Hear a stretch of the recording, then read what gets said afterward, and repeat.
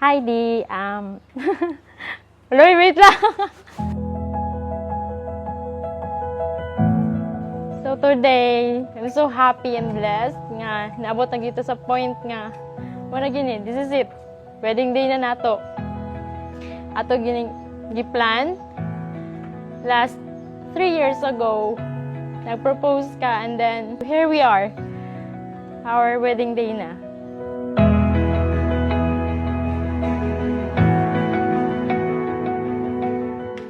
After 5 years, so nanakaron. First pa lang na akong meet ni Moise, ikaw na gid akong na nasa mind nga ako mabana.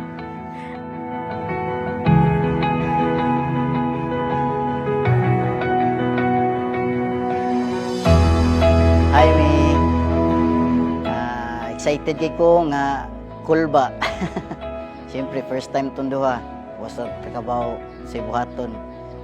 Hope ikaw, lipay sa ka kay nakasal na ta. Mao na gyud ni atong pangandoy.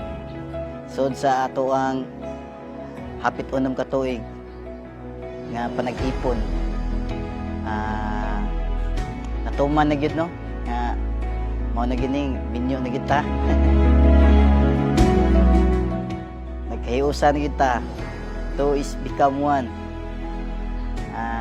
Hinaot lang ko nga kuan. Always na gyud ni forever.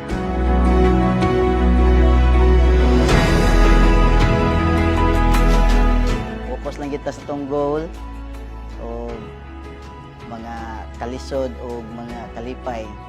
Ato lang yun ning timbayuyungan kanang panaghiusa o nakay problema sulti nako.